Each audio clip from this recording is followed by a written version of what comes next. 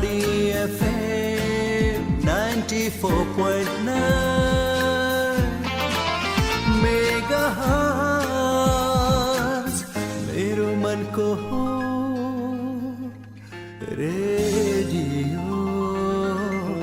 Radio Nepal वाणी 94.9।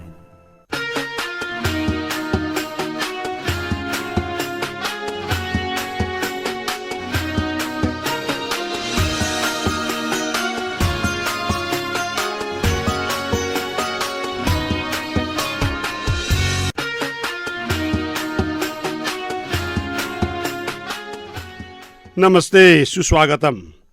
Para विद्यार्थी भाइ बहिनीहरू, आदरणीय अभिभावकजीहरू, श्रद्धेय श्रोतागण, नेपाल शिक्षक सङ्घको घर घरमा विद्यालय अभियान अन्तर्गत नेपाल शिक्षक सङ्घ स्थानीय कार्य समिति इलाम नगरपालिकाको आयोजना र नेपाल शिक्षक सङ्घ जिल्ला कार्य समिति इलामको संयोजनमा विगत 4 दिन अगाडिदेखि सञ्चालन भइराखेको रेडियो शिक्षा शिक्षण कार्यक्रम अन्तर्गतको आज हामी 5औं दिनमा यहाँहरूको माझमा उपस्थित भएका छौँ। हामीलाई आशा एवं विश्वास छ देशमा उत्पन्न भएको, विश्वमै उत्पन्न भएको विषम परिस्थिति माझमा हामी सिकाइका वैकल्पिक उपायहरूको खोजीमा छौँ। तिनै विकल्पहरूमध्ये अहिले हरेक नागरिकको, बालबालिकाहरूको, अभिभावकहरूको पहुँचमा रहन सक्ने एउटा उत्तम माध्यम रेडियो रहेको हामीले महसुस गऱ्यौँ र रेडियोको माध्यमबाट भाइ बहिनीहरूलाई विद्यालय शिक्षा अन्तर्गतका विभिन्न विषयहरूको अध्ययन गर्ने कुरा, विषयवस्तुहरू बारेमा जानकारी लिने कुरा र आफ्ना जिज्ञासा र समस्याहरूको समाधान खोज्ने तरिकाको बारेमा हामी छलफल गर्दै आएका छौँ। र आज फेरि एकपटक हामी माध्यमिक तहको कक्षा 10 को गणित विषयसँग केन्द्रित भएर हामी 2 जना सहजीकरणको निम्ति विद्यार्थी भाइ बहिनीहरूको माझमा आएका छौँ। फेरि भाइ बहिनीहरूलाई म स्वागत गर्न चाहन्छु र शुभकामना पनि दिन चाहन्छु। भर्खरै आएको एउटा सरकारको निर्णयअनुसार पूर्व निर्धारित एसई परीक्षा हाललाई अर्को वैकल्पिक उपायबाट समाधान गर्ने सोच आएको कुरा जानकारीमा आएको छ। यसको औपचारिक निर्णय, यसको वैधानिक प्रावधान र व्यवस्थापनका कुराहरू भोलिका दिनमा आउने नै छन्। तर हाम्रो अध्ययन केवल परीक्षामुखी होइन, व्यवहारमुखी हुनुपर्छ, जीवनमुखी हुनुपर्छ भन्ने हाम्रो मान्यता हो। परीक्षाले केवल हाम्रो सिकाइको मूल्याङ्कन गर्ने मात्र होइन, व्यवहारको पनि मूल्याङ्कन गर्छ। त्यसैले व्यवहारिक परिवर्तनका निम्ति पनि हामीले अध्ययनलाई नियमितता दिन जरुरी छ। त्यसका निम्ति सो अध्ययनमा रुचि राख्न जरुरी छ। र प्यारा विद्यार्थी भाइ बहिनीहरू, आफूसँग उपलब्ध भएका साधनहरू, स्रोतहरू, पाठ्यपुस्तक, अभ्यास पुस्तिका, क्वेसन सेट्स जे हामी अगाडि छन् ती सबै वस्तुहरू राखेर शैक्षिक सामग्रीहरू, शिक्षण सामग्रीहरू राखेर भए पनि सो अध्ययनमा लागिरहनको निम्ति म भाइ बहिनीहरूलाई अनुरोध गर्न चाहन्छु। नमस्ते, म पूर्ण प्रसाद गौतम। नमस्ते, म सोम निरौला। प्यारा विद्यार्थी भाइ बहिनीहरू, आज हामी गणित विषयको बारेमा छलफल गर्न लागेका छौँ। निश्चय पनि गणित विषयवस्तुलाई सभ्य साधनबाट शिक्षण गर्ने कुरा जटिल हो। भाइ बहिनीहरूको आम्ने सामने भएर हामीले उपलब्ध भएका साधनहरू, सभ्य दृश्य सामग्रीको माध्यमबाट शिक्षण गर्न सकेको भए अझ सजिलो हुन्थ्यो। समयको प्रतिकूलताको कारणले हामी त्यो परिस्थितिको अब विकल्प खोजिराखेका छौँ। तैपनि हामी प्रयत्न गर्नेछौँ माध्यमिक तहको कक्षा 10 को गणित विषयप्रतिको केही विषयवस्तुहरू हामी भाइ बहिनीहरूलाई जानकारी सम्प्रेषण गर्न लागेका छौँ। ध्यानपूर्वक सुनिदिनको निम्ति र आफ्ना जिज्ञासाहरू भए पूर्व निर्धारित सूचित भएको टेलिफोन सम्पर्कबाट आफ्ना जिज्ञासा राखिदिन म सबैसँग चाहिँ अनुरोध गर्न चाहन्छु।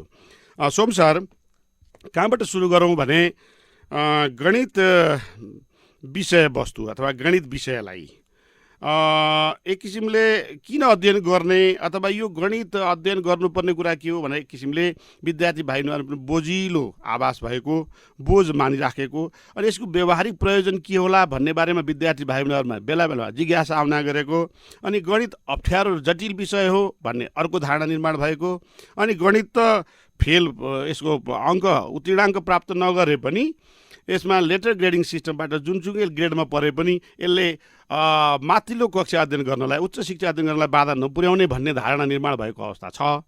हाम्रो सञ्चार माध्यमबाट हामीले गरेको प्रयत्नबाट सबभन्दा पहिले विद्यार्थी भाइ बहिनीलाई गणितप्रति उत्प्रेरणा जगाउन हामीले के गर्नुपर्छ यसको बारेमा संक्षेपमा जानकारी गराइदिउँ न।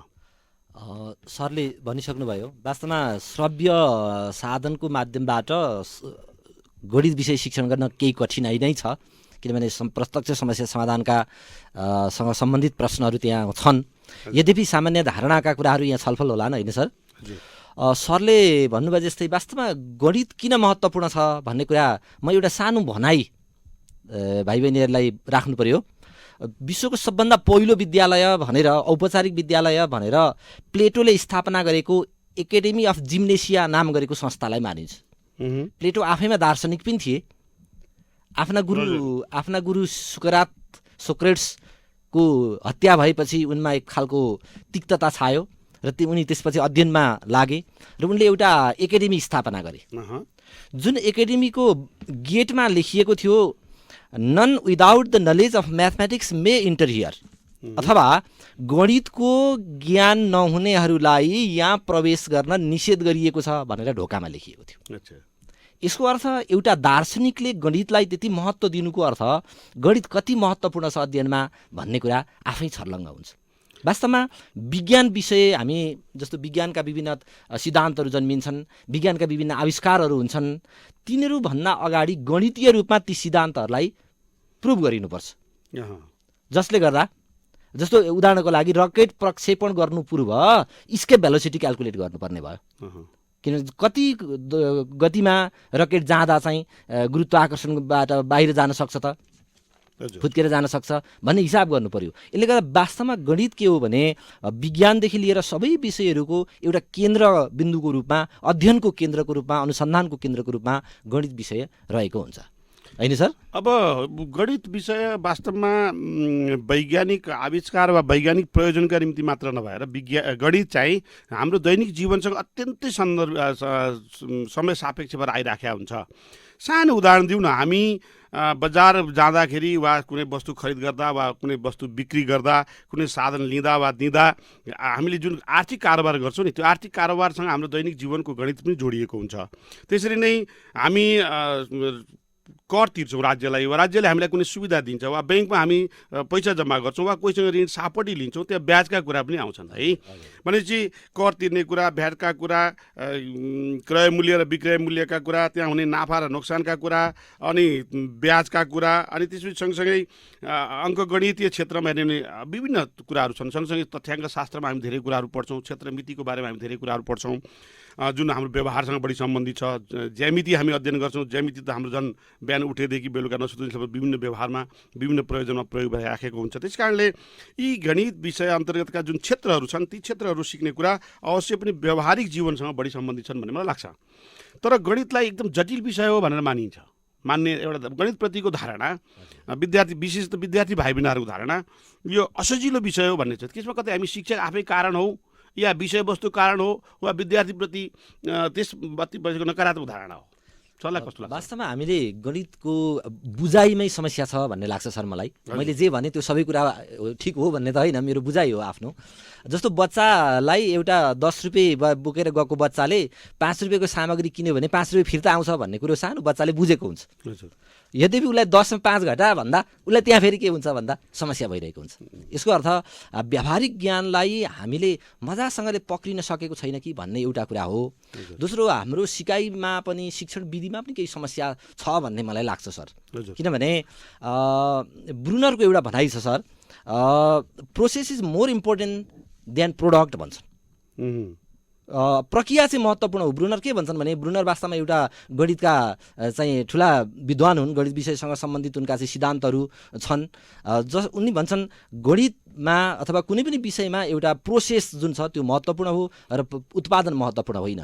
तर हामीले गणित शिक्षणमा हामी के भन्यौँ भने उत्तर कसरी निकाल्ने भन्ने कुरामा हामी बढी केन्द्रित भयौँ। त्यसो भए त्यो ब्रुनरको मान्यता पनि के हो भने प्रक्रिया सही भएपछि परिणाम सही आउँछ। हजुर, प्रक्रियागत रूपमा हामीले आरम्भ गरिसकेपछि पक्कै पनि तपाईँ हामी गणितको कुनै समस्या समाधान गर्ने प्रारम्भिक प्रक्रियाबाट चरणबद्ध रूपमा अगाडि बढ्यौँ भने आउने समाधान सही उत्तर हुन्छ भन्ने त्यसको मान्यता हुनुपर्छ। किनभने प्रक्रिया नमिलिकन उत्तरमा हामी पुग्न सक्दैनौँ। हजुर, त यहाँनिर के हो भने गणित विषय अध्यापन गर्ने कुरामा हामीले विद्यार्थी भाइ बहिनीहरूको सिकाइ स्तर, विद्यार्थी भाइ बहिनीहरूको रुचि जागरणको स्तर, विद्यार्थीहरूको आवश्यकता, बालबालिकाको आवश्यकतालाई हामीले सायद केन्द्रित भएनौँ भने त्यसले पनि समस्या ल्याएको होला। तर विद्यार्थी भाइ बहिनीहरूमा गणित कसरी सिक्ने त? के गर्यो भने यो गणित विषयवस्तु मेरो लागि सहज हुन्छ भन्ने बारेमा विद्यार्थी भाइ बहिनीहरूको चासो हुनसक्छ। त्यसो भए गणित सिक्ने तरिका चाहिँ के हो त सर? गणित पहिलो कुरा त गणितलाई कति महत्त्वपूर्ण छ गणित भन्ने कुरामा नै विद्यार्थीले बुझ्नुपर्छ। हजुर। किनभने माथिल्लो कक्षामा गएर सम्पूर्ण क्षेत्रहरूमा जस्तो डक्टरेट भयो, इन्जिनियरिङ लगायतका साइन्सका विभिन्न विधाहरूमा जानको निमित्त गणित अध्ययन नै आवश्यक पर्छ र विज्ञानका क्षेत्रहरूबाट नै त्यहाँ गइन्छ। र मानिलिउँ एउटा नेपाली पढेको विद्यार्थीले नेपालीबाट चाहिँ डिग्री गर्यो भने पनि उसले भोलि त्यहाँ अध्ययनको क्रममा आफूले प्राप्त गरेका तथ्याङ्कहरूलाई विश्लेषण गर्ने बेलामा गणितीय तथ्याङ्क पनि प्रयोग गर्नुपर्ने हुन्छ उसले। त्यसो भए सबभन्दा पहिला त नानीहरूले भाइ बहिनीहरूले विद्यार्थी भाइ बहिनीहरूले गणितको सिकाइको प्रक्रियामा आफूलाई बढी चाहिँ प्रेरित हुनु पर्यो, बढी लाग्नु पर्यो, प्रक्रियामा बढी लाग्नु पर्यो भन्ने कुरा सर कुरा आयो। गणित अप्ठ्यारो छ भनेर गणितसँग चाहिँ तर्सिने भन्दा पनि गणित आवश्यक छ भनेर गणितसँग जुझ्ने, समस्यासँग भागेर होइन, समस्यासँग जुधेर मात्र समस्या समाधान गर्न सकिन्छ। वास्तवमा जीवन आफैमा एउटा समस्या हो। त्यसैले जीवनका हरेक चरणहरूलाई चाहिँ हामीले त्योसँग नजिकिएर मात्र हामी समाधान गर्न सक्छौँ। त्यसै गरी गणित हाम्रो जीवनमा अपरिहार्य भएको कारणले गर्दा गणितसँग भागेर गणित चाहिँ नपढे पनि एसीमा 11 पढ्न पाइहालिन्छ भन्ने आधारमा हामीले गयौँ भने हामीले भोलि सिकाइ उपलब्धि, राम्रो सिकाइ उपलब्धि हासिल गर्न पनि सक्दैनौँ। वास्तवमा सिकाइको अर्थ के हो भने भोलि त्यसलाई हाम्रो व्यावहारिक जीवनमा प्रयोग गर्नुपर्छ। सर के हो भने गणितका कुरा आउने बित्तिकै गणितमा हामी समस्याको समाधान खोज्छौँ हरेक कुरामा। गणितका कुनै पनि आयामहरू, कुनै पनि पक्षहरू, त्यसका जुन विषय सूचीमा जुन विषयहरू हुन्, चाहे समूह राखौँ, कर्या मुद्रा विनिमय राखौँ, चक्रीय ब्याजका कुरा राखौँ, या जनसङ्ख्या वृद्धि र मिश्र राशको कुरा राखौँ, वा समतलीय सतहको बारेमा कुरा गरौँ, या बेलना र गोलाको कुरा गरौँ, या यावत कुराहरू, घाताङ्क, बीजीय भिन्न समीकरण, त्रिभुज, चतुर्भुज रचना आदि आदि गरेका, वृत्त, त्रिकोणमिति, तथ्याङ्क शास्त्र, सम्भाव्यता, यी आदि विषय वस्तु जुन हाम्रो कक्षा 10 को गणित विषयमा राखिएका छन् नि सर, यी समस्या आखिरमा हामीले समाधानै गर्ने हो नि त कुनै न कुनै ढङ्गले, होइन? त्यसो भए यो समस्या समाधानका उपयुक्त चरणहरू के भने भाइ बहिनीहरूले त्यो चरण बुझ्नुभयो भने, भाइ बहिनीहरूलाई त्यो चरणको बारेमा हामीले जानकारी दियौँ भने कुनै एउटा समस्या हामीले राख्यौँ, रु 500मा किनेको घडी रु 550मा बेच्दा कति नाफा हुन्छ प्रतिशतमा निकाल्नुहोस् भने मैले भने, द्याट इज द प्रब्लम, होइन? त्यसो भए त्यो प्रब्लम हल गर्न भाइ बहिनीहरूले अपनाउनु पर्ने चरण के हुन्? हामीले सबभन्दा मैले देखेको समस्या के हो भने हामी अत्यन्त बढी सूत्रात्मक भयौँ सर। पहिला सूत्र कण्ठ गर्ने सरले भन्नुभएको प्रश्नमा जस्तो 500मा किनेको घडी 550मा बिक्री भयो भन्यो भने कति नाफा हुन्छ भन्ने कुरातिर गयो भने विद्यार्थीले त्यो क्वेसन कतिपय विद्यार्थीले बिगारेको हुन्छ। तर उसले के बुझेको हुन्छ भने 500मा किनेको घडी 550मा बेच्दा रु 50 नाफा हुन्छ भन्ने पनि बुझेको हुन्छ। तर परीक्षामा उसले के खोज्छ भने त्यसको सूत्र के हो भन्ने खोज्छ उसले। नाफा बराबर विक्रय मूल्य माइनस क्रय मूल्यको सूत्र उसले आउँदो गरेको भनेर त ऊ मिलाउँछ। सूत्र आएन भने मिल्दैन। त्यसैले हामीले पहिलो कुरा के भन्नु भने समस्यालाई बुझ्नु पर्यो। सूत्र कुरो ठुलो होइन, समाधानको तरिका ठुलो। सूत्र त अन्तिममा आउने चिज हो। सूत्र भनेको त के हो भन्दा अन्तिममा हामीले विभिन्न इन्डक्टिभ मेथडहरूको प्रयोग गरेर, आगामा विधिहरूको प्रयोग गरेर सूत्रमा निकालिने हो। बारम्बार अभ्यास र क्रियाकलापबाट त्यसलाई संशोधन संश्लेषण गरेर हामीले अन्तिममा पुगेपछि सूत्र जन्मिने भयो। केही ठाउँमा त सूत्र पहिला हामी सूत्र पनि प्रयोग गर्छौँ, सबै ठाउँमा त 100% शर्त लागू नहोला। तर सामान्यतया विद्यार्थी भाइ बहिनीहरूले गणितमा अप्ठ्यारो मान्नु गरेको कुरा के होला भने समस्या के हो, प्रश्नले वा हामीलाई दिएको समस्या के हो भन्ने कुरालाई पहिला त्यसको विश्लेषण गर्न सक्नु भएन भने अगाडिको प्रोसेस अथवा प्रक्रिया, अघि तपाईँले भन्नु प्रोडक्टमा पुग्नु भनौँ न, रिजल्टमा पुग्ने अथवा एन्सर भन्छन् भाइ बहिनीहरूले, त्यो एन्सर भन्ने कुरा जुन छ त्यो एन्सरमा पुग्नको निम्ति त प्रोसेस सुरु गर्नु पर्यो। प्रोसेसको आरम्भ नै कहाँबाट हुने भयो भन्दाखेरि समस्यालाई राम्ररी बुझ्नु, यो समस्याले के कुरा खोजिराखेको छ, होइन? त्यो समस्याले के हल खोजिराखेको छ भने बुझ्नु पर्यो। त्यसो भए पहिलो चरण त्यो हो। त्यसैले भाइ बहिनीहरू हो गणितमा भाइ बहिनीहरूको अगाडि प्रस्तुत हुने विषयवस्तुलाई सबभन्दा पहिले भाइ बहिनीहरूले मलाई अगाडि राखिएको प्रश्न के हो अथवा समस्या के हो, समस्या भनेको यसले खोजेको उत्तर के हो, समाधान के हो भन्ने बारेमा पहिला समस्यालाई राम्ररी बुझ्नु पर्यो। पहिलो चरण रह्यो। दोस्रो चरण हो सर के भन्छ भने समस्या बुझिसकेपछि समाधानको योजना बनाउनु पर्यो, होइन? समाधान कसरी गर्ने त? मेरो अगाडि एउटा समस्या आयो, समस्यालाई मैले बुझेँ, यसले खोजेको मागेको समाधान पनि मलाई थाहा छ भने सबभन्दा पहिले मैले के गर्नु पर्यो समाधानको योजना बनाउनु पर्यो समस्या बुझिसकेपछि दोस्रो प्रक्रिया भयो त्यसको योजना अथवा प्लानिङ अफ सल्युसन हजुर त्यसपछि तेस्रोपल्ट के गर्ने वास्तवमा नि सर यो समस्या हामी जुन भन्दैछौँ वास्तवमा यो जर्ज पोलिया एकजना म्याथमेटिसियन हुन् जसले चाहिँ गणितलाई समस्या समाधानको तरिकाबाट समाधान गरिनुपर्छ भनेर उनले धारणा ल्याए सबभन्दा पहिला हामी गणितलाई चाहिँ हामी सूत्रात्मक तरिकाले डिडक्टिभ मेथडबाट होइन समस्यालाई बुझ्ने समस्याको योजना बनाउने योजना कार्यान्वयन गर्ने र त्यसको मूल्याङ्कन गरेर चाहिँ प्रोडक्टमा पुग्नुपर्छ भन्ने आधारमा जर्ज पोलियाले ल्याएका धारणाहरूकै आधारमा हामीले यो छलफल गर्दैछौँ जस्तो लाग्यो त्यसो भए सर यसो अहिलेकै उदाहरणमा जाउँ एकछिन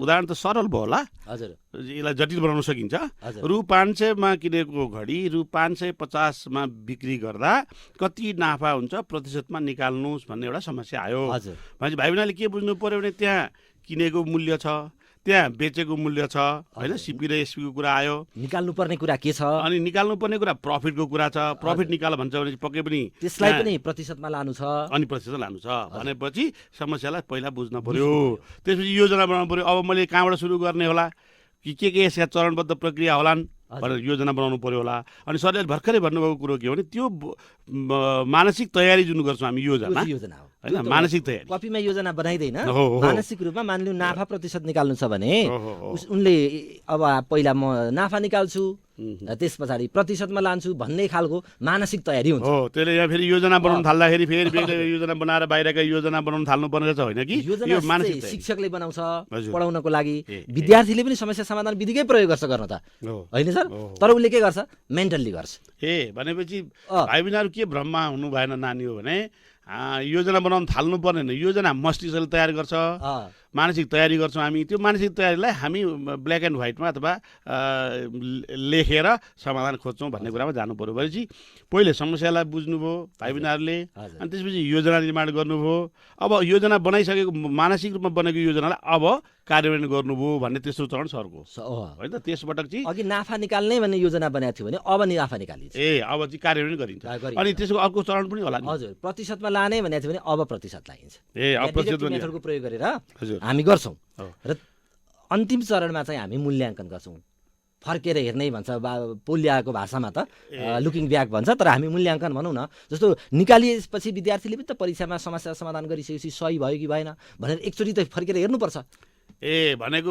मैले निकाल्दै गरेको प्रोडक्ट अथवा मैले प्राप्त गरेको एन्सर अथवा मैले प्राप्त गरेको solution is it right or wrong भनेर रिभ्यू गर्नुपर्ने कुरा होइन बेग्लै जानुपर्ने कुरा हुँदा नि त्यसको चाहिँ टेस्ट गर्न पर्यो त्यो टेस्ट चाहिँ यसको अन्तिम चरण रहेछ भनेपछि त भाइ बहिनीहरू हामी गणित विषयमा जुन विषयवस्तु अध्ययन गर्छौँ हाम्रा शिक्षक साथीहरूले अध्यापन गर्नुहुन्छ भाइ बहिनीहरूले सबभन्दा पहिले चाहे त्यो कक्षाको प्रस्तुतिमा होस् चाहे हाम्रो परीक्षामा भाइ बहिनीहरू सहभागी हुँदै गर्दा होस् कुनै पनि जिज्ञासा कुनै पनि प्रश्न समाधान खोजिँदैछ भने त्यसका 4वटा चरणहरूलाई बडो गम्भीरतापूर्वक लिनु पर्दो रहेछ सबभन्दा पहिले हामीलाई दिएको समस्या के हो खण्डीकरणकै कुरा गरौँ न होइन x² + 2xy + y² लाई फ्याक्टराइज गर्न पर्यो खण्डीकरण गर्नुहोस् भनेर प्रश्न आउने भयो a² + 2ab + b² भन्ने आयो भने त्यसको राम्ररी त्यसलाई समस्यालाई बुझ्नु पर्यो त्यसपछि त्यसको समाधान गर्ने योजना मानसिक योजना तयारी गर्नु पूर्व तयारी भनौँ न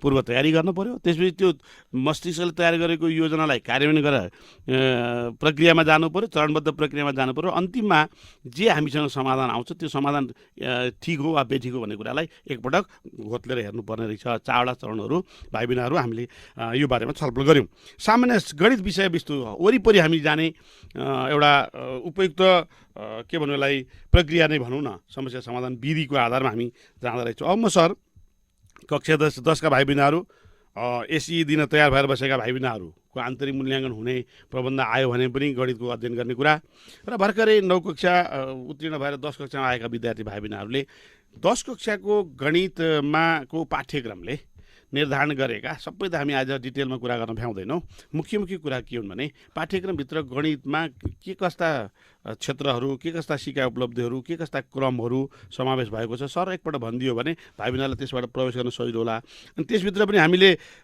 यो पाठ्यक्रमले भने पनि वा विषय किताबको पाठ्यपुस्तकको विषय सूचीले भने पनि त्यो विषयवस्तुको क्रम सूची अनुसारै अध्ययन गर्नुपर्छ भन्ने त छैन कुनै विषयको कुनै सूचीमा कुनै इकाइमा गएर पनि अध्ययन गर्न सक्छौँ। कतिपय इकाइहरू यस्ता छन् जसलाई हामी रेडियो मार्फत मात्रै सिधै समाधान गर्न सक्दैनौँ। त्यो आम्ने सामने भएर भाइ बहिनीहरूसँग आम्ने सामने भएर अथवा भिजुअल प्रयोग गरेर अथवा दृश्यात्मक शैलीमा मात्रै हामी शिक्षण गर्न सक्छौँ होइन सर। तैपनि सामान्यतया अब रेडियोबाट कुरा गरेर गणित सिकाउने कुरा कसरी सिकाउँदो रहेछन् हेर्नु त भन्ने जिज्ञासा पनि हाम्रै शिक्षक साथीहरूमा पनि हुनसक्छ, विद्यार्थी भाइ बहिनीहरू हुनसक्छ। मैले सरसँग के अनुरोध गर्न खोजेँ हो भने कक्षा 10 को गणित विषयको पाठ्यक्रमको सरस्वती यसको स्वरूप म भाइ बहिनीलाई पहिलो कुरा त के भन्नु पऱ्यो भने एसी भएन भने पनि यो वर्ष, किनभने यहाँबाट घोषणा गर्ने कुरा विषयवस्तु होइन, भोलि त्यो आधिकारिक निकायहरूबाट कुनै पत्रचार होला अथवा के होला। अहिले सामाजिक सञ्जालमा आएका हल्लाहरूमा एसी परीक्षा विद्यालयको आन्तरिक मूल्याङ्कनबाट गर्ने भन्ने कुराहरू आइरहेको छ। त्यो पनि मूल्याङ्कन त हो, फेरि त्यो पनि एउटा परीक्षा त हो नि। तर सबैभन्दा ठुलो कुरा के हो भने अङ्क होइन। अङ्कले जीवनमा भोलिको भविष्य तय गर्नको लागि अङ्क सबै कुरा होइन। त्यसैले हामीले परीक्षामुखी तयारी मात्रै गरेर हामीलाई त्यसको कुनै पनि उपलब्धि हुँदैन। आज गणित पढ्नु भनेको भोलि कक्षा 11-12मा गएर साइन्स पढ्नु अथवा माथिल्लो गएर भोलिका क्लासहरूमा पढ्नको निमित्त गणित विषयवस्तु जानेकै हुनुपर्छ। त्यसैले पहिलो कुरा विषयवस्तु सिक्ने गरी, धारणाको विकास गर्ने गरी गहिरो ज्ञान लिने हिसाबले गणितको अध्ययन गर्न जरुरी छ। हजुर। र दोस्रो कुरा के हो भने मैले के देखेको छु भने एसी परीक्षा अथवा कक्षा 11-12 को परीक्षामा अत्यन्त बढी अङ्क ल्याउने विद्यार्थीहरू पनि भोलि पछि गएर कमजोर भएको मैले पाएको छु र पहिला कमजोर विद्यार्थीहरू पनि पछि गएर अत्यन्त बढी प्रगति गरेको पनि मैले देखेको छु। त्यसै गर्दा सिकाइ चाहिँ ठुलो कुरो रहेछ। त्यसै म गणितमा पनि अत्यन्त सिकाइमा बढी जोड दिनको निमित्त चाहिँ विद्यार्थी भाइ बहिनीलाई म अनुरोध गर्छु। र अब कक्षा 10 को गणित जुन विषय छ, यो गणित विषयमा यसमा चाहिँ कक्षा 9 मा जस्तै सेट छ, सुरुमा राखिएको छ। हजुर। त्यस पछाडि चाहिँ युनिट 1 मा सेट राखिएको छ। दोस्रोमा चाहिँ कर र विनिमय दर राखिएको छ, ट्याक्स एन्ड मनी एक्सचेन्जको कुरा राखिएको छ। त्यसै गरी थर्डमा कम्पाउन्ड इन्ट्रेस्ट राखिएको छ, चक्रिय ब्याज। 9 मा चाहिँ साधारण ब्याजका कुरा लेखिएको थियो। युनिट 4 मा पपुलेसन ग्रोथ एन्ड डिप्रिसिएसन छ, जनसङ्ख्या वृद्धि र मिश्र रासको कुरा लेखिएको छ। युनिट 5 मा चाहिँ क्षेत्रमितिको कुराहरू, मेन्सुरेसनको कुराहरू, एरिया अफ प्लेन सर्फेसको कुराहरू छ। त्यसै गरी चाहिँ युनिट 6 मा पनि मेन्सुरेसन नै छ, सिलिन्डर र स्पियर छ, गोला र बेलनाको कुरा छ। त्यसै गरी युनिट 7 मा पनि यही क्रम अनुसार छ, क्षेत्रमिति नै छ, प्रिज्म र पिरामिडको कुरा लेखिएको छ। युनिट 8 मा गएर चाहिँ अल्जेब्रा सुरु हुन्छ युनिट 8 बाट। यहाँ सुरुमा चाहिँ एचसिएफ र एलसिएमको कुरा छ युनिट 8 मा। युनिट 9 मा गएर चाहिँ सिम्प्लिफिकेसनको कुरा छ। त्यसै गरी युनिट 10 मा गएर चाहिँ इन्डिसेज घाताङ्कको कुरा छ। त्यसै गरी 11 मा गएर सडको कुराहरू छ युनिट 11 मा। युनिट 12 मा गएर इक्वेसन छ, बीजीय भिन्नहरूको कुरा छ, समीकरण समाधान, शाब्दिक समस्याहरू पनि छन् होइन सर। त्यसै गरी युनिट 13 मा गएर चाहिँ ज्योमेट्री सुरु हुन्छ यहाँबाट। र ज्योमेट्रीको सुरुमा चाहिँ area of triangle and quadrilateral छ, त्रिभुजको क्षेत्रफल र चतुर्भुजको क्षेत्रफलको कुरा छ। त्यसै गरी चाहिँ अब ज्योमेट्रीकै युनिट 14 मा चाहिँ रचना दिएको छ, कन्स्ट्रक्सन दिएको छ। त्यो भनेपछि अघि हामीले पढेका जुन ज्यामितीय आकारहरू चाहिँ ज्योमेट्रिक सेप्स कन्स्ट्रक्सन गर्नुपर्छ। यहाँ चाहिँ यो थ्योरिटिकल प्रुफ पनि छ, एक्सपेरिमेन्टल प्रुफ पनि छ होइन सर। कन्स्ट्रक्सनका कुराहरू पनि यहाँ छन्। त्यसै गरी अब सर्कलको कुरा छ युनिट 15 मा। वृत्त छ, वृत्तसँग सम्बन्धित थियरमहरू छन् यहाँ। युनिट 16 मा ट्रिगोनोमेट्री छ, हाइट एन्ड डिस्टेन्सदेखि लगायतका कुराहरू छन् यहाँ। युनिट 17 मा स्ट्याटिस्टिक्स छ, तथ्याङ्क शास्त्र, मिन मेडियन मोडका कुराहरू यहाँ पढ्नुपर्छ। त्यसै गरी चाहिँ युनिट 18 भनेको अन्तिम हो र यसमा चाहिँ प्रोबाबिलिटी छ। प्यारा विद्यार्थी भाइ बहिनीहरू, हामीले सरस्वती कक्षा 10 को गणित विषयमा समावेश भएका विषय सूचीहरू जसलाई हामी विषय वस्तु भन्ने गर्छौँ अथवा इकाइ भन्ने गर्छौँ, त्यो हरेक इकाइ अन्तर्गत विषय सूची र तिनका शीर्षकको बारेमा सर्टकटमा हामीले डिस्कसन गऱ्यौँ। भाइ बहिनीहरूलाई हामीले जानकारी गरायौँ। के त्यस्तो जिज्ञासा भए भाइ बहिनीहरूले रेडियो नेपाल वाणी FM को फोन नम्बरमा सम्पर्क गरेर जिज्ञासा राख्न सक्नुहुन्छ। अब हामी भाइ बहिनीहरूलाई विषय सूची अथवा पाठ्यक्रमले तोकेका विषय क्षेत्रहरूको बारेमा जानकारी गराइसकेर अब हामी सरस्वती यसको ग्रिडको बारेमा भाइ बहिनीहरूलाई के जानकारी हुन जरुरी छ? मूल्याङ्कनको एउटा आधार त ग्रिड हो। हामीले भनिरहेका छौँ गणित चाहिँ खालि मूल्याङ्कनका लागि वा परीक्षाका लागि वा पास हुनका लागि वा पास अङ्क प्राप्त गर्नको लागि वा कुनै ग्रेड प्राप्त गर्नको लागि मात्रै अध्ययन गर्ने विषय त होइन रहेछ। यसको मूल्याङ्कन व्यवहारमा डे टु डे भइराख्दो रहेछ, दैनिक मूल्याङ्कन पनि भइराखेको हुन्छ है। भनेको म बजारमा गएर एउटा सर्टको कपडा किन्नु पऱ्यो, मलाई सर्टको कति कपडा किन्न पर्छ भन्ने कुरा पनि मेरो गणितसँग सम्बन्धित रहेछ। त्यस्तै गरेर मैले चाहिँ चिया पकाउँदाखेरि 1 लिटर पानीमा कति ग्राम चिनी लाउने भन्ने कुरा पनि गणितसँग सम्बन्धित रहेछ। पेट्रोल किन्न गएँ वा तेल किन्न गएँ भने लिटर भन्ने कुरा प्रयोग गर्दो रहेछु। यतापट्टि गएर ठोस वस्तु किन्नु पऱ्यो भने किलोग्रामको कुरा गर्दो रहेछु। त्यहाँ आयतन हो कि पिण्ड हो कि त्यहाँ पनि अस्ति हामीले विज्ञानमा अलिअलि कुरा गरेका थियौँ। खालि यी सबै कुराहरूमा विद्यार्थी भाइ बहिनीहरू भ्रम हुनसक्छ।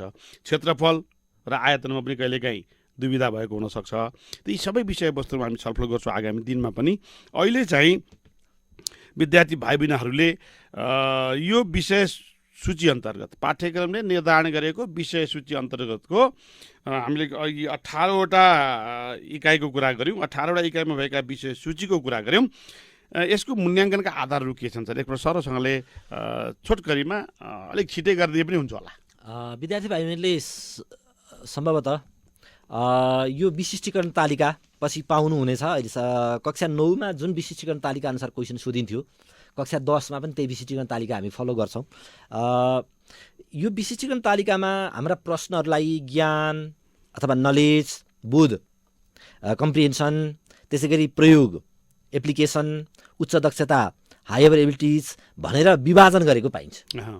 पहिलो कुरा त विद्यार्थी भाइ बहिनीले यही हो, ज्ञान भनेको के होला, नलेज भनेको, बोध कम्प्रिहेन्सन भनेको के होला, प्रयोग एप्लिकेसन भनेको के होला, उच्च दक्षता अथवा हायर एबिलिटिज भनेको के होला भनेर झुक्किएको पाइन्छ सर। त्यसैले ज्ञान भनेको के होला भनेर विद्यार्थीले बुझ्नुपर्छ। सामान्यतः ज्ञान तह अन्तर्गत चाहिँ पढेको सम्झिने आधारमा हिँड्छ, स्मरण तहका क्वेसनहरू सोधिन्छन्। जस्तो क्वेसनको लागि चाहिँ चक्रीय ब्याज भनेको के हो, परिभाषा दिनु पर्यो। परिभाषा दिनुहोस् भन्यो भने त्यो ज्ञान तहको क्वेसन हो। अथवा चाहिँ चक्रीय ब्याज निकाल्ने सूत्र लेख्नुहोस् भन्यो भने पनि वास्तवमा विगतमा पढेको आधारमा सम्झिएको आधारमा लेखिने कुरा हो। रिकल गर्ने कुरा, रिकल गर्ने मस्तिष्कमा सेभ भएर राखेको। अहिले त भाइ बहिनीहरूले कम्प्युटरको कुरा धेरै आउँछ नि त, फाइल सेभ गरेको कुरालाई फाइल ओपन गरेर राखिदिने होइन त। ज्ञान भन्नाले त्यसरी नलेजको कुरा भयो यो चाहिँ। अब यो ज्ञान तह अन्तर्गत हामीलाई चाहिँ जम्मा 6वटा 1 मार्क्स गोटाको 6वटा क्वेसन सोधिन्छ। अच्छा, छोटा प्रश्नहरू 1 मार्क्स गोटाको 6वटा, 1मा पनि एबी, 2मा पनि एबी, 3मा पनि एबी गरेर जम्मा 6वटा। छोटकरीमा यहाँ ज्ञानको त भाइ बहिनीलाई त्यत्रो जरुरी भएन। जो कण्ठ गरेर पनि अथवा भाइ बहिनीहरूको भाषामा रटेर भए पनि, आउँदो गरेर भए पनि लेखिने कुरा चाहिँ यो ज्ञान क्षेत्र, ज्ञान तह अन्तर्गत पर्दो रहेछ भनेर भाइ बहिनीहरूले बुझे पनि भएछ त। यो विशिष्टीकरण तालिका, हजुर सर, यो विशिष्टीकरण तालिकाले वास्तवमा विद्यार्थीलाई चाहिँ गहिरो ज्ञान दिने उद्देश्य राखेको छ। योभन्दा अघिल्लो विशिष्टीकरण तालिकामा पहिला प्रयोग गरिएमा 2 मार्क्स र 4 मार्क्सको क्वेसन मात्रै थियो, जसले गर्दा 1 मार्क्स टाइपको क्वेसनहरू जुन चाहिँ सामान्य क्वेसनहरू हुन्थे ती क्वेसनहरू सोध्ने सम्भावना थिएन मार्क्सको भारले गर्दाखेरि। तर अब त्यसले गर्दा विद्यार्थीले सामान्य कुराहरू जस्तो परिभाषाका कुराहरू चाहिँ अध्ययन नगर्दा पनि हुन्थ्यो। तर अब अहिले आएर चाहिँ जस्तो क्वेसनको लागि चक्रीय ब्याज भनेको के हो, चक्रीय ब्याजका हिसाब जम्मै जान्ने तर चक्रीय ब्याज भनेको के हो भनेर नजान्दा पनि पुग्थ्यो। पहिला समस्या समाधान गर्न हिसाब मिलाए हुन्थ्यो, सूत्र राखेर एन्सरमा पुगे हुन्थ्यो। तर यसले चाहिँ अब एक खालको कन्सेप्ट विकास गर्ने चाहिँ उद्देश्य राखेको देखिन्छ। त्यसै गरी दोस्रो छ बोध। बोध अन्तर्गत चाहिँ जम्मा 17वटा क्वेसन सोधिन्छ 2 मार्क्स गोटाको। त्यही ज्ञानलाई अलिक विस्तार गरेर बोधमा भयो। अब बोध अन्तर्गत कस्ता क्वेसन सोधिन्छ भन्ने कुरा पनि भयो फेरि। अब यो चाहिँ सामान्यतः सम्झेको आधारमा हुँदैन, यसमा विद्यार्थीले मानसिक विश्लेषण गरेर चाहिँ पत्ता लगाउनु पर्ने हुन्छ बुझाइको आधारमा। बोध भनेको बुझाइ नै हो होइन सर? अब यसलाई चाहिँ डाइरेक्ट पहिला पढेर ठ्याक्कै रटेको आधारमा भन्न सकिँदैन। हजुर। अब यसमा चाहिँ सूत्रको प्रयोग गर्ने कुरा पनि हुनसक्छ कुनैमा। अब यहाँ गणितमा चाहिँ ठ्याक्कै प्रयोग भन्ने बित्तिकै त्यो प्रयोगमै भइहाल्छ है भन्ने कुरा। यही एउटा कुरा गरौँ सर, साधारण ब्याज सिम्पल इन्ट्रेस्ट होइन त, र चक्रीय ब्याज कम्पाउन्ड होइन, 20 दुईटा फरक लेख्नुहोस् अथवा एउटा फरक लेख्नुहोस्। परिभाषा कण्ठ गरेर आइयो होइन, परिभाषा लेखियो, फरक देखियो। अब त्यो चक्रीय ब्याज निकाल्ने सूत्र प्रयोग गरेर हलमा पनि त पुग्नु पर्ला नि त पर्छ होइन। जस्तै सूत्र कण्ठ गरियो भने चाहिँ त्यो सूत्र नै लेखियो भने त्यो त ज्ञानमा भइहाल्यो। सूत्र प्रयोग गरेर हल गरियो भने के होला? जस्तो म एउटा नि सर, जस्तो गणितमा एउटा कुरा हेरौँ, जस्तो के गरे हुन्छ त्यहाँ क्वेसनहरू दिएको हुन्छ, यक्सको मान कति हुन्छ भनेर ज्यामितिमा सोधिरहेको हुन्छ होइन, चित्र कन्स्ट्रक्सन गरेर। अब त्यतिखेर उनले त्यो के बुझ्नुपर्ने हुन्छ भने कुन एकान्तर कोण हो, कुन चाहिँ अन्य कोणहरू हुन् होइन, ती कोणहरू कस्ता कस्ता हुन्छन्, तिनीहरूको सम्बन्ध कस्तो हुन्छ, केन्द्रीय कोण र चाहिँ परिधिको कोणको सम्बन्ध कस्तो हुन्छ भन्ने आधारमा विद्यार्थीको बुझाइ छ भने मात्रै त्यो प्रश्नलाई समाधान गर्न सक्छ। भने जस्तै भन्नु मिश्रधन भनेको के हो भनेर आयो भने त्यो ज्ञानको क्वेसन भयो।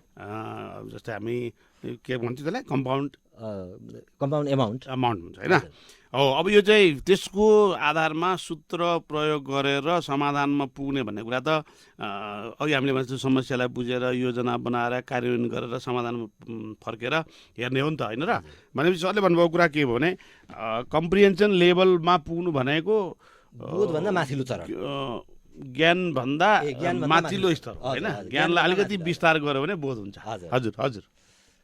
अब त्यसपछि आउँछ चाहिँ प्रयोगको कुरा। हजुर, प्रयोग चाहिँ प्राप्त ज्ञान होइन सर र बुझाइको प्रयोग गर्ने हो, जहाँ सूत्र प्रयोग पनि हुनसक्छ अथवा अन्य सूत्र सिद्धान्त प्रयोग पनि हुनसक्छ। यहाँनिर चाहिँ सूत्र प्रयोग गर्नु मात्रै प्रयोग होइन, सूत्रदेखि बाहेक अब चाहिँ सिद्धान्त प्रयोग गरेर पनि कतिपय समस्या समाधानहरू गरिन्छ। यो प्रयोगमा एप्लिकेसन लेभलमा जान्छ र यहाँ एप्लिकेसन लेभलका क्वेसनहरू चाहिँ 10वटा क्वेसनहरू आउँछ 4 मार्क्स गोटाको, र उच्च दक्षता हायर एबिलिटिजमा चाहिँ जम्मा क्वेसनहरू अब 20 मार्क्सको क्वेसन आउँछ, 5 मार्क्स गोटाको 4वटा। हजुर। र यो खालको हाम्रो चाहिँ स्पेसिफिकेसन ग्रिड छ। र अब यसमा चाहिँ के गरिन्छ युनिट वाइज भन्ने हो भने समूहबाट जम्मा 4 मार्क्सको मात्रै क्वेसन आउँछ, एउटा क्वेसन आउँछ ग्रुप सीमा 4 मार्क्सको क्वेसन आउँछ। त्यस्तै गरी चाहिँ यो जुन हाम्रो एरिथमेटिक छ, एरिथमेटिक अन्तर्गत चाहिँ यो tax and money exchange, compound interest, population growth and depreciation, यिनीहरू जम्मैबाट जम्मा 14 मार्क्सको क्वेसन आउँछ, 14 मार्क्सको। त्यसै गरी चाहिँ हाम्रो यो क्षेत्रमिति अन्तर्गत चाहिँ प्लेन सर्फेस छ अथवा मैले नेपालीमा भने समतलीय सतह, बेलना र गोला, सिलिन्डर एन्ड स्फियर, प्रिज्म र पिरामिड, यिनीहरूबाट जम्मा 16 मार्क्सको क्वेसन आउँछ। त्यसैले क्षेत्रमितिबाट क्वेसन धेरै आउने भएकोले यो महत्त्वपूर्ण पनि छ। त्यसै गरी अल्जेब्राको विभिन्न इकाइहरूबाट जम्मा चाहिँ 24 मार्क्सको क्वेसन आउँछ, ज्यामितिबाट 25 मार्क्सको आउँछ, त्रिकोणमितिबाट 6 मार्क्सको क्वेसन आउँछ, एउटा सर्ट आउँछ 2 मार्क्सको, एउटा लङ आउँछ 4 मार्क्सको। त्यसै गरी चाहिँ तथ्याङ्क शास्त्रबाट चाहिँ 7 मार्क्सको क्वेसन आउँछ र सम्भाव्यताबाट 2 मार्क्स गोटाको 2टा क्वेसन गरेर 4 मार्क्सको क्वेसन आउँछ। र यसरी जम्मा हामीलाई सँग जम्मा 37वटा क्वेसनहरू आउँछन् र जम्मा 100 मार्क्सको यस्तो हाम्रो ग्रिड छ सर। अब हामी त्यसो भए ग्रिडको आधारमा जाने हो भने हामी एउटा अब प्रक्रिया कुरा गर्ने भयो, यहाँ समाधान त निकाल्न नसकिने नै भयो होइन। कुनै एउटा गणितीय समस्या अगाडि राखौँ, के समूहबाट थालौँ, त्यसो कुनै गर्न सकिएला है। समूहमा कुनै एउटा जिज्ञासा को समाधान कसरी गर्ने होला भनेर थालौँ। त्यसबाट म सरलाई एउटा सानो जिज्ञासा राख्छु नि त, भाइ बिनाले सजिलै बनाउँछ होला होइन। यसलाई अब भेन चित्रमा देखाउन सकिने गरी त हामी जान सक्दैनौँ। भेनलाई कसरी व्यवस्थापन गर्ने भन्ने कुरा सरले धारणा दिनुहुन्छ होला। एउटा सानो जिज्ञासा मैले राखेँ, एउटा परीक्षामा सम्मिलित परीक्षार्थीहरूमध्ये 40%ले विज्ञानमा, साइन्समा 40%ले, 45%ले गणितमा, 45% इन म्याथमेटिक्स, 55%ले र सामाजिक अध्ययनमा A ग्रेड हासिल गरे। त्यस्तै 10%ले गणित र विज्ञानमा, 20%ले विज्ञान र सामाजिक अध्ययनमा, 15%ले सामाजिक अध्ययन र गणितमा A ग्रेड प्राप्त गरे। यदि प्रत्येकले कम्तीमा एउटा विषयमा A ग्रेड प्राप्त गरे भने माथिको तथ्याङ्कलाई भेन चित्रमा प्रस्तुत गर्नुहोस् भनेको छ। अब हामी अहिले त भेन चित्र बनाउन सक्दैनौँ, खालि भेन चित्रमा जानुभन्दा अगाडिका पनि त म्याथमेटिकल प्रोसेस त होला नि त। त्यसलाई एकपल्ट सरले ब्रिफ गरिदिनु न। पहिलो कुरा अब गणितीय समस्यालाई यहाँबाट हामीले भन्न अप्ठ्यारो हुन्छ र पनि विद्यार्थी भाइ बहिनीहरूलाई सामान्य यो युनिटहरू अध्ययन गर्नको निमित्त घरमा बसेर अब पक्कै पाठ्यपुस्तक प्राप्त गर्नुहुनेछ। सामान्यतया असार 1 गते पछाडि पाठ्यपुस्तकहरू वितरण गर्ने भन्ने खालको चाहिँ धेरै स्थानीय तहमा वितरण भइ पनि रहेछ, धेरै विद्यालयले गरि पनि रहेछन्। अमर माध्यमिक विद्यालय बरबोटेले पनि असार 1 गतेदेखि विद्यालयमा पाठ्य पुस्तकहरू चाहिँ वितरण गरिरहेको छ। अरू विद्यालयमा बाँड्ने क्रम जारी छ, अन्य विद्यालयहरूमा पनि बाँड्ने क्रम भइरहेको छ। र सरले यहाँ एउटा विद्यालयका 200 विद्यार्थीहरू भन्नुभयो। अब भाइ बहिनीहरूले प्रायः त यो कक्षा 9मा कक्षा 8मा पनि अध्ययन गरेको कारणले गर्दा सहजै छ। पहिलो कुरा उलर फ्रेन एकजना म्याथमेटिसियन उलर फ्रेनले यो चित्रको प्रयोग गरेका थिए सबभन्दा पहिला भेन डायग्रामको। उनकै नामलाई उनैलाई सम्मानपूर्वक चाहिँ हामी त्यसलाई भेन डायग्राम अथवा भेन चित्र भन्छौँ। वास्तवमा यो भेन यो समस्या समाधान गर्ने एउटा सूत्र पनि छन् र अर्को चाहिँ भेन चित्रबाट हामी प्रयोग गर्छौँ र प्रायः अधिकांश चाहिँ भेन चित्र प्रयोग गरेर गरिन्छ। र यो मलाई पनि भेन चित्र प्रयोग गरेर गरेको चाहिँ रमाइलो लाग्छ, किनभने सूत्रमा विद्यार्थीहरू अत्यन्त डिडक्टिभ हुने हुनाले बढी चाहिँ सूत्र आउँदो गर्न तर्फ चाहिँ विद्यार्थी केन्द्रित हुने भएकोले भेन चित्र प्रयोग गर्दा विद्यार्थीको बुझाइको विकास सृजनशीलता बढ्छ। हजुर, र त्यसलाई सट्टसँग विषयवस्तुलाई लामो ल्याङ्ग्वेजमा वा भाषामा वा फर्मुलामा भन्दा एउटा चित्र ट्याक्क हेर्दाखेरि त भनिन्छ नि त होइन, 1000 शब्दले बोल्न नसक्ने कुरा एउटा चित्रले बोल्छ। हजुर, अब यसमा हामीलाई टोटल दिएकै छ, हामी यसलाई एनयुले सङ्केत गर्छौँ। अब अङ्ग्रेजीमा उत्तीर्ण टोटल स्टुडेन्ट नम्बर कति भयो सर? 200 दिएको छ यहाँ। ए हजुर, एकपल्ट भाइ बहिनीलाई प्रश्न सरले दोहोऱ्याएर भन्नु। एउटा विद्यालयमा 200 विद्यार्थी छन् भनेको छ, जम्मा विद्यार्थी सङ्ख्या 200। हजुर, तर यो प्रश्नमा ठ्याक्कै हामीले चाहिँ के छ भने एकातिर सङ्ख्यामा दिएको छ टोटल, अर्कातिर प्रतिशतमा दिएको छ। होइन, अङ्ग्रेजीमा पास गर्ने गणितमा पास गर्ने भनेर चाहिँ प्रतिशतमा दिएको छ। यसलाई हामीले के गर्न सकिन्छ भने टोटल पहिल्यै दिइसकेको कारणले गर्दा यी प्रत्येक प्रतिशतलाई सुरुमा नै चाहिँ सङ्ख्यामा रूपान्तरण गर्न पनि सकिन्छ। 200 को 60%, 200 को 32% गरियो भने सुरुमै सङ्ख्यामा जान्छ। र यो प्रतिशतबाट चाहिँ यदि हामी प्रतिशतबाट गर्ने हो भने सुरुमा चाहिँ हामीले एनयु बराबर 100% मानेर गर्नुपर्ने हुन्छ। भनेपछि यहाँ भाइ बहिनीहरूले सबभन्दा पहिला के गर्नु, टोटल नम्बर अफ स्टुडेन्ट्सलाई पर्सेन्टेजको आधारमा नम्बरमा कन्भर्ट गर्न पर्यो गर्ने एउटा तरिका अथवा टोटल 200% इज 100% होइन त, आफैमा 100% हो। त्यो 200लाई 100 मानेर समाधान गर्न सकिने एउटा दुईवटा बाटा भए। भाइ बहिनीहरू हामी विषयवस्तुमा छलफल गर्दैछौँ, पक्कै पनि हाम्रो छलफल भनेको विषयवस्तु केन्द्रित छ हुँदाहुँदै भाइ बहिनीहरूको हातमा कलम र अगाडि टेबलमा वा आफ्नो बसिराखेको ठाउँमा अभ्यास पुस्तिका होला, के त्यस्तो लेख्नुपर्ने भए लेख्दै पनि गर्नु होला क्रमबद्ध रूपमा। यो त्यति सजिलो त छैन हामीलाई यहाँबाट सिकाउन, तैपनि यसले धारणा दिन खोजिराखेका छौँ। 200 जना विद्यार्थीमा अब सर पछाडि अघिल्लो प्रश्नले के भन्छ? अब एनयु बराबर 200 भएपछि जस्तो मानिलिउँ एकछिनको लागि अब अङ्ग्रेजीमा उत्तीर्ण भनेर 60% भनियो, 200 को 60% हामी एनई निकालिहाल्छौँ। अघिको एनयु भयो, अघिको एनयु भयो 200। अब एनयु 200 को 60% भनेको 120 आउँछ सायद, होइन सर? अब त्यसै गरी 32% गणितमा भने आज अङ्ग्रेजी र गणित भनिएको छ। भाइ बहिनीलाई एउटा त भनिहाल्नु, प्रतिशतलाई परिमाणमा बदल्ने तरिका पनि बताइदिनु पर्यो। जस्तो अब जम्मा 200 छ गुना 60/100 भनेपछि 60% भन्नाले के बुझ्नु पर्यो भाइ बहिनीहरू भने 60% भन्ने बित्तिकै 100 मा 60 भन्ने बुझ्नु पर्यो। भनेपछि 100 मा 60 हुन्छ, 200 मा कति हुन्छ त? यसो गणित हिसाबले पनि स्वतः भइहाल्छ होइन। भाइ बहिनीले स्पष्ट के हुनु पर्यो भने कुनै पनि परिमाणको प्रतिशत भन्ने बित्तिकै मैले 5% भने द्याट इज आउट अफ 100 होइन सर। 5% भने 100 जनामा 5 जना, 5% विद्यार्थी आज कक्षामा आएनन् भने 100 जना विद्यार्थी थिए भने 5 जना आउने रहन्छन् भन्ने बुझ्नुपर्छ। भाइ बहिनीलाई यो पनि त जटिल छ नि, कतिपय विद्यार्थीहरूलाई प्रतिशतको धारणा छैन। त्यसले 10% भने के बुझ्नु पर्यो सर? 100 जनामा 10 जना भनेर बुझ्नु पर्यो होइन। भनेपछि त यहाँ सरले भन्नुभएको थियो 200 जना जम्मा विद्यार्थी मध्ये 60% चाहिँ अङ्ग्रेजीमा भनेपछि 120 जना आयो। भाइ बहिनीहरू यसमा स्पष्ट हुनुहुन्छ होला, 200 विद्यार्थीको 60%। सिम्पली के छ भने 200 गुना 60/100 गर्छौँ हामी, त्यसो गर्दाखेरि 120 आउँछ। त्यस कारणले अब सूत्रलाई यसरी प्रयोग गर्ने कुरा आयो, व्यवहारमा प्रयोग गर्ने कुरा आयो। अरू थप क्वेसन पनि छ सर? अब यसमा 32% गणित र अङ्ग्रेजी भन्छ होइन सर?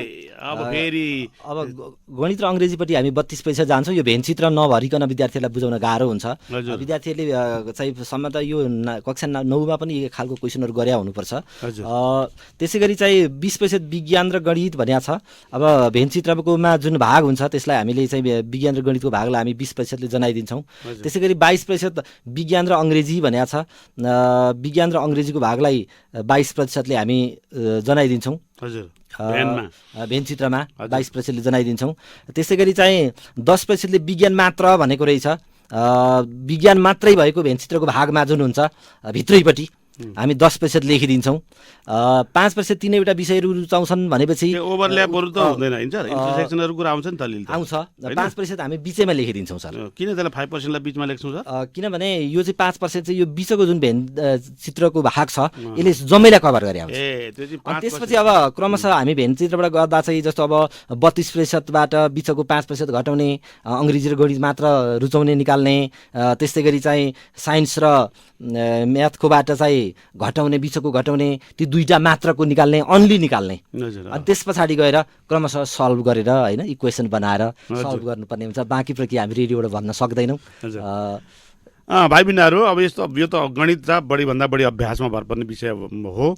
त्यसले भाइ बहिनीहरूले यसलाई बढीभन्दा बढी अभ्यास गर्नुपर्छ, पटक पटक अभ्यास गर्नुपर्छ भन्ने कुरामा जानकारी छँदैछ। मैले खालि विषय प्रवेश मात्रै गर्न लाग्यो। आज हामीले समूह अन्तर्गतको एउटा कुनै समस्यालाई लिएर आइयो भने त्यसलाई न्युमेरिकल्ली वा त्यसलाई भेन डायग्राममा पिक्चोरियल प्रेजेन्टेसन कसरी गर्ने भन्ने बारेमा हामी छलफल गरिराखेका छौँ। अब समूहसँग सम्बन्धित अनगिन्ती प्रश्नहरू हुन सक्छन् जसलाई हामी मलाई लाग्छ यो अडियो मिडियमबाट अथवा के भन्छ हाम्रो श्रव्य साधनबाट धेरै गाह्रो कुरा छ। यसलाई चाहिँ हामीले अभ्यास गर्नुपर्ने भएको हुनाले केही त्यस्तो जिज्ञासा भाइ बहिनीहरू आयो भने हामी टिप्पणी गरेर त्यसलाई भोलि समाधान गर्ने नै छौँ। यसरी नै अब समूहका अन्य धेरै जिज्ञासाहरू छन्। यसलाई हामीले यहाँबाट दृश्यात्मक शैलीमा प्रस्तुत गर्न गाह्रो भएको हुनाले अब एउटा सानो समस्या अगाडि राख्नु सर।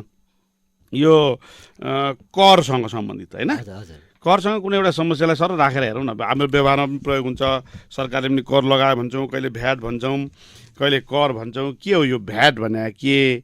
भाइ बहिनीले बुझ्नु पर्यो भ्याट कसरी लाग्छ, केमा लाग्छ, यसको बारेमा अलिकति भाइ बहिनीलाई भनिदिनुपर्छ। VAT VAT। हजुर थोरै भाइ बहिनीलाई पहिला करको कुरा गर्छु है सर। हजुर विद्यार्थी भाइ बहिनीहरूले प्रायः जस्तो अब शुल्क तिरे हुन्छ। शुल्क, हामी शुल्कसँग परिचित हुन्छौँ। शुल्कलाई हामी फी भन्छौँ होइन सर? हजुर। शुल्क के हो भने तिरिसकेपछि त्यसबाट प्रत्यक्ष तत्काल कुनै पनि सुविधा लिन सकिन्छ भने त्यसलाई शुल्क भनिन्छ। जस्तो विद्युत शुल्क तिरेपछि हामी बिजुली बाल्न पाउँछौँ। ट्युसन शुल्क तिरेपछि हामी ट्युसन पढ्न पाउँछौँ। त्यसै गरी शुल्क भनेको यस्तो कुरा हो जसबाट हामी तत्काल चाहिँ त्यसबाट फाइदा पाउँछौँ भनौँ, रिटर्न पाउँछौँ। तर कर यस्तो कुरा हो जसबाट हामी तत्काल चाहिँ आफूले केही पनि प्राप्त गर्दैन। तत्काल आफूले तिरेको करबाट लाभ चाहिँ पाइँदैन, दीर्घकालीन रूपमा त्यसको प्रभाव चाहिँ त्यसको परिणाम चाहिँ आउँछ। कर चाहिँ वास्तवमा एउटा नागरिकको दायित्व पनि हो। आफूले केही रकम प्राप्त गरेपछि, आफूले कमाएपछि राज्यप्रतिको एउटा नागरिक दायित्व चाहिँ सामाजिक उत्तरदायित्व वहनको निमित्त पनि कर चाहिँ तिरिन्छ। अब यिनै करहरूमध्ये जस्तो अब हामीले तिरेको कर चाहिँ देश निर्माणमा लागिरहेको हुन्छ। जस्तो अब बाटोघाटो बन्छ, अन्य कुराहरू भइरहेको हुन्छ जसको उपयोग साझा रूपमा चाहिँ गरिएको हुन्छ। अब सरले यहाँ भ्याटको कुरा गर्नुभयो। भ्याट भनेको भ्यालु एडेड ट्याक्स, यो एक प्रकारको सेल ट्याक्स हो। हजुर है, बिक्री कर हो यो। वस्तुको विक्रय मूल्यमा लगाइन्छ अथवा डिस्काउन्ट गरिसकेपछि, वस्तुलाई डिस्काउन्ट गरिसकेपछि प्राप्त भएको मूल्यमा भ्याट लगाइन्छ।